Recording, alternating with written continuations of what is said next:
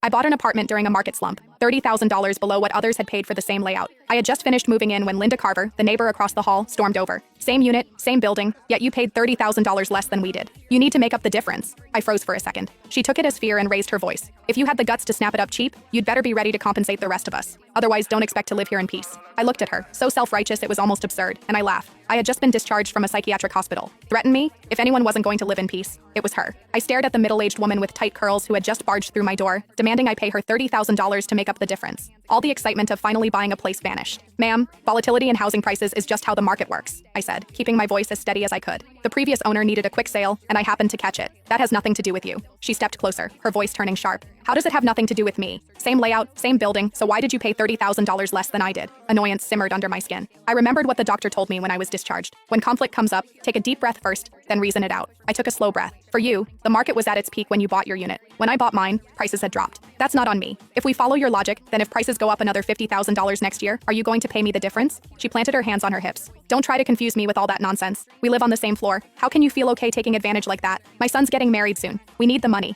You bought it cheap, so you make up the difference. If you don't fix this, don't expect to live here in peace. I let out a short laugh, irritation bubbling over before I could respond. She suddenly lunged toward my luggage, reaching straight for my bag. Where's the money? Hand it over. $30,000 and not a cent less. A flash of anger shot through me. How could someone be this unreasonable? I was just about to pull out my phone and dial 911. The moment she saw what I was doing, she spun around and headed back to her unit. As she left, she tossed over her shoulder. If you don't pay up, we'll see how long you last here. I gave a cold laugh and ignored her, shutting the door behind me. That afternoon, I went downstairs to Harper's Corner store to pick up some essentials. Denise Harper, the owner in her 50s, scanned me up and down before asking, "You just moved in? 6th floor?" I nodded. She glanced outside, then lowered her voice. "Linda Carver from 601 just posted in the resident group chat saying you bought the place to run some kind of shady business." I froze. "What?" She sighed. "You got that apartment cheap. Their family can't accept it." She pulled up the chat and showed me. The messages were filthy. Linda Carver. At everyone. What do you reckon the woman who just moved into the 6th floor does for a living? I've lived for over 50 years. I know how to read people. What decent young woman lives alone in a place that expensive? You all know what that means. Now that you say it, yeah, that's suspicious. Where would such a young girl get that kind of money? Those kinds of gigs out there pay fast. Don't let her ruin the atmosphere of this place. Heard she's not bad looking? That makes it even more likely. Anyone got her contact? Just curious? Haha, not gonna do anything. Denise shook her head. They drove out the last person who lived in your unit the same way.